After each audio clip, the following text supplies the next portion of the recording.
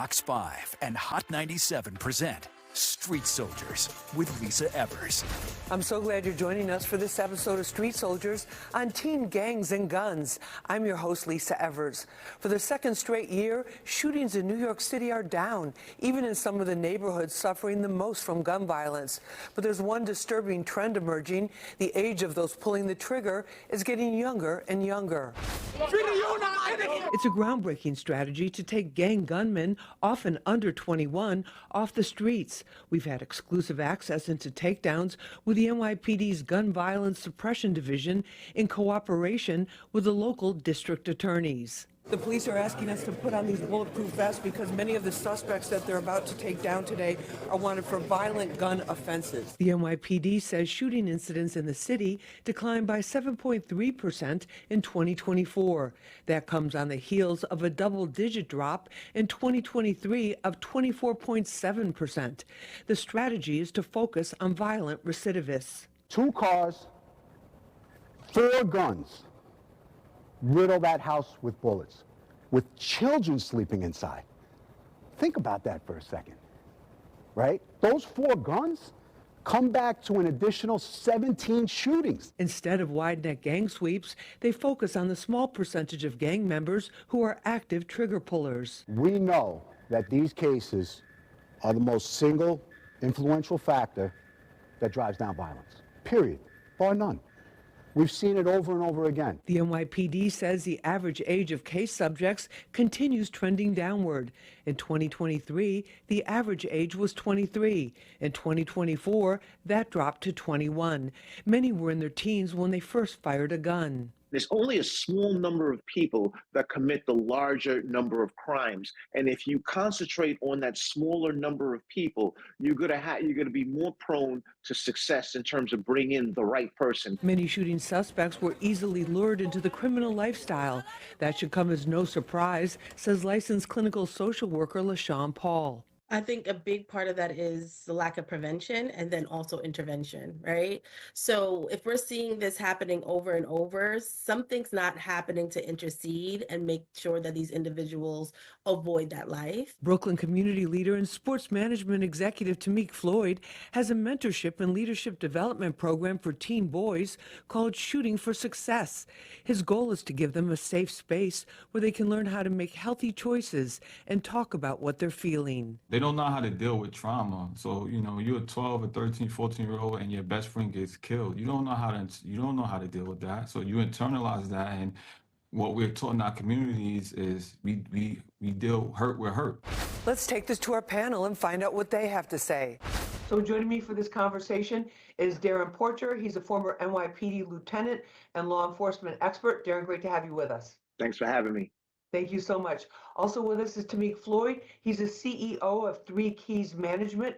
He's also a community leader in Brooklyn and throughout the city. Tamik, thank you so much for being with us. Definitely a pleasure. Thank you for having me, Lisa. Thank you so much. Also with us is LaShawn Paul. She's a licensed clinical social worker, and she is also the founder of Social Work Diva, working with a lot of young people, particularly teens who are gang involved or criminal justice involved.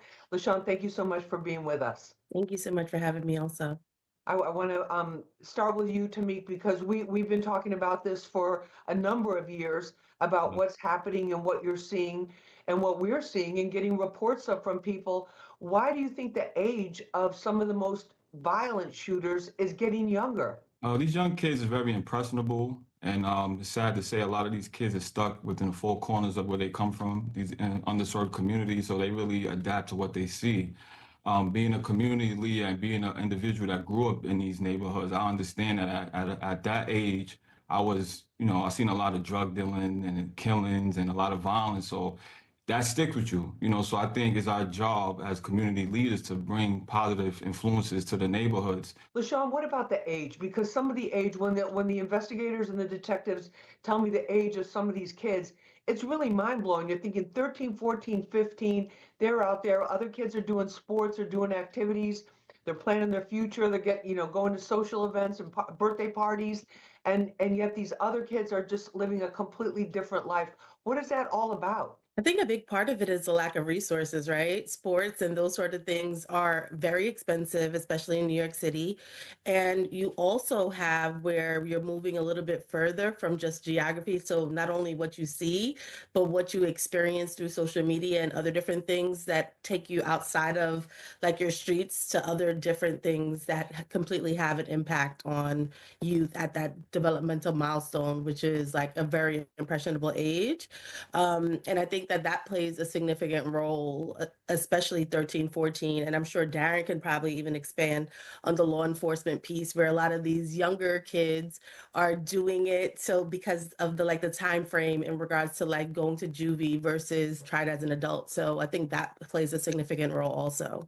Darren, what about that? Because the law enforcement, you guys have to enforce the laws as they're written on the books, whether you agree with them or don't agree with them. What about with what LaShawn is saying is that the current laws encourage these underage teens to be basically groomed by some of these older adult gang members and gunmen? It's sad but true. But when we take in consideration someone that's a 12-year-old that is caught in possession of a firearm and commits a horrific act, they're going to be sentenced to far less than someone that's an adult. The older people, more so specific to the gang members, identify. Therefore, they use these younger individuals as commodities to do the quote unquote dirty work because they know that they're going to go in for a shorter period of time and come back out. But the proliferation of firearms has expanded tremendously in the wake of ghost gun manufacturing. So we no longer just have the traditional firearm that we've seen that's been manufactured by Smith and Wesson or Glock. We now have people that are creating these firearms with 3D printers. So as a result of that, we have far more firearms that are on the street and accessible to the younger individuals in their communities. Don't go away. We'll be right back. On one of the cases, well, actually a couple of the cases that I saw firsthand when I was out with the NYPD and they were doing these laser focused takedowns of some of the gangs, one father actually told the detectives, "Take my son. We can't do anything with him." And then there was another case where there was a girl where she's 8 months pregnant. Her father shows up at the precinct. He goes, "That can't be, my daughter can't be in there. She's already out on parole on a gun charge." This was her second gun charge just during her pregnancy. She had one even before that. So the parents a lot of times are involved, much more so than what the stereotype is, that it's a struggling single parent or somebody dealing with substance abuse issues. Why do parents not seem to have control in some of these situations? I think a big part of it is it goes back to having the ability to education and information. One of the things that necessarily comes up a lot is that these parents don't have the resources to get these children into the right therapies or other different preventative services to present like the kind of revolving door.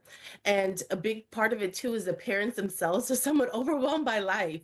So they're also experiencing some mental disorders or overwhelmed by their 9 to 5s or sometimes even longer, the multiple jobs that they juggle at times in order to make end meet.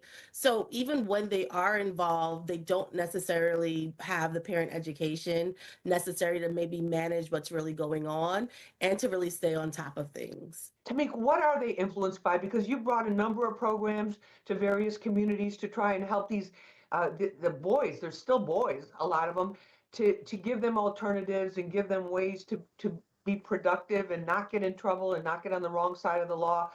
What kind of influences do they have? It's a lived cycle of trauma that's long happened long before I existed. That it's just a mindset, a mentality of people where we come from. They just so used to the negative. They're not really used to seeing something positive. Me, unfortunately, I was a kid. I grew up playing basketball. That was my gateway. Basketball really saved my life. It kept me out of the streets for the majority of my life. My junior year in college, I lost my basketball scholarship, and I fell victim to the streets, where I spent the next decade in prison. So moving forward, I made it a mission to change my narrative, and by changing my narrative, I came home and did the right thing. And a lot of these young people, they do want to do the right thing, but they just see so much negative things around them. So my job as a community leader is to inspire them and show them that you could mess up, right? But you always also could bounce back. So I just think like this just having positive influences is real key and vital. So I have a mentorship program where I work with the DOE, where we service several schools and we help. I don't like to call them at risk, but we do service kids that have like behavioral issues, and I just try to show them and and meet them where they at and take it step by step and try to help them to let them see their true potential. Darren, what about the police piece of this? Because they're aware of that too, and it's the shift from this whole big like cast a wide net, let's drag everybody in, arrest them. Now they're very specific. These three 15-year-olds were involved in XYZ shooting. Here's the video to prove it. What effect does that have on the community that you see? Well, of course, it's a negative effect on the community when we parade droves of individuals that are later seen as innocent. And it begs the question of how effective is law enforcement, and is there a stereotypical targeting in these communities of color, meaning the Black and brown communities? Because that's traditionally who we'll see paraded in these quote unquote perp walks as it relates to gang activity. But now the higher ups in the NYPD, or I shouldn't just say the NYPD, but I want to say police departments across the nation, have now drilled down to a component of let's make sure that we are able to collaborate the information or corroborate the information that we receive from informants. Because in many of these cases, you have informant testimony that's presented to police, and police would run out as quick as possible to grab a headline and show, hey, we have a fresh piece of meat that we're putting into the court system. That has caused an undue hardship in these communities, the socioeconomically impoverished communities, because they see in many instances it's their relatives that have been wrongly arrested. But when we have that cooperation, where it's not just a statement from an informant, but police officers that make an active observation to determine that there is actual criminal activity afoot, and we bring those specific individuals in, I think it sets forth a greater precedence that law enforcement is trying to do the right thing as opposed to just grab a headline. Darren, what about the examples for the boys that are in the community? What do they see? What they see is oftentimes a subculture that fits the build of the gun violence that plagues the inner city community. And I give you an example. Is it something that you see as prestigious in introducing a good friend of yours that just got locked up for 25 years to life? Or is it seen as prestigious as you introducing a friend of yours that's an engineer? Think in terms of a 14-year-old and that social construct. It doesn't, it really is really driven towards that person that did the 25 to life, that's living in that subculture in these particular communities that are plagued by gun violence. I think that we send the wrong messages as a societal norm as it relates to what's accepted and what's not accepted. But when you take in consideration, the American dream is very different than the inner city dream. And that inner city dream is what we oftentimes deal with in these communities of color as it relates to gun violence, whereas the American dream, it just unfortunately doesn't exist in these communities that we live in that are socioeconomically impoverished in the city of New York. Tamik, do we glamorize gun violence, glamorize the whole hood street culture too much in shows, on streaming platforms and videos, and make going to prison seem like it's like going to college? Yes, going to prison is a badge of honor. When I came home, people wanted to throw a party for me. They wanted to give me gifts. But when somebody graduates from college, you don't give one congratulations, right? A lot of these young guys, their mindset is, if you die at a young age, you're a GOAT. Now, that mentality is disturbing, is nerve-wracking, because I'm like, you don't want to live past 21, so it's just like the mentality of our communities, but also once again, it's our job to create positive enforcements, and it's like somebody like me, just coming from where I came from and sitting where I am today, it may inspire somebody to leave the street life alone, because I dealt somewhat in it, and I understand it. And I understand that, sometimes you just want to be heard and you don't want to feel like somebody's giving up on you. But a lot of these kids, it's sad to say, the system gave up on them. If it's the Board of Ed, their families gave up on them. So it's like they just have each other, and it's like the blind leading the blind. LaShawn, what about that? They just lead each other, which seems to be the truth. One of the biggest things that when Tamik mentions the blind leading the blind, I think what comes up for me is like the intergenerational trauma that occurs, right? Oftentimes you have parents and grandparents who never really dealt with their own stuff, right? And how things look differently in Black and Brown communities, where depression actually comes off as irritability, right? So oftentimes where people think someone's just angry or aggressive, sometimes, and majority of the times in those type of situation environments, the anger really is just a symptom of the depression, right? And I think that when you even consider and add on like PTSD, like some of those symptoms are fear, are anger, and also necessarily witnessing these compounding traumatic events that most people don't have time to even 100% process within their bodies, right? They have to kind of just survive and they're on survival mode. It's what Darren mentioned, right? In regards to the American dream doesn't exist because they're really just trying to survive on the day to day. And I think that it becomes unfortunate because you do have generations just trying to survive, where ultimately you see these youth feeling hopeless and not necessarily sure where to go for community. And ultimately, as a result, turn to the streets, unfortunately. I think another issue is social mobility. Growing up, maybe if I had a doctor or a lawyer that lived next door to me, my mindset would be a little different. You know, if you have somebody that's living next door to you, that's a drug dealer, that's a gang member, that's all you see. And like, yeah, I was a college student, but I still had the memories of, you know, my friend brother getting killed in front of the building. These things that lives with you, and it's like at some point, like I said, it caught up to me as a grown man. You know, so it's just like it's sad. It's a sad situation. Sean, give us some things, some takeaways that we can really put into our own life. What should we be doing as adults? I think as adults, one, we should be going out and getting our own help, right? Oftentimes, we're necessarily not overwhelmed or not necessarily sure or even providing how to handle like very like scary or different situations. And I think that oftentimes we can't emotionally regulate ourselves and we can't expect children to if we're not necessarily giving that as an example. I think making sure that we obviously, as simple as it seems, it's hard, right? Is getting sleep, movement is a big thing. And also creating space for more conversations around like mental wellness and resources and tapping into those things when they do exist, even as limited, right? But that also then means that individuals in the community have to be great linkages to those resources so that they're free or low cost in order to meet the needs of the community. And I think one place that can really start is within the schools by hiring more social workers and counselors that are not only focused on the academic portion of school, but also focus on the overall well-being without just the buzzwords of social and emotional learning. Tamik, what can we do? I think the common thread of of today's conversation was dealing with trauma and resources, right? Like I mentioned earlier, I worked in a school. My sports mentorship program is in a school in Brownsville, and the kids don't even have a gymnasium. So I couldn't even picture growing up and not having the opportunity to be in a gym and to explore what a sport can do for you. Like just being in a team sport growing up, it just helped me in my everyday life. Like I learned how to work with others. I learned how to take criticism and take authority, right? And follow instructions.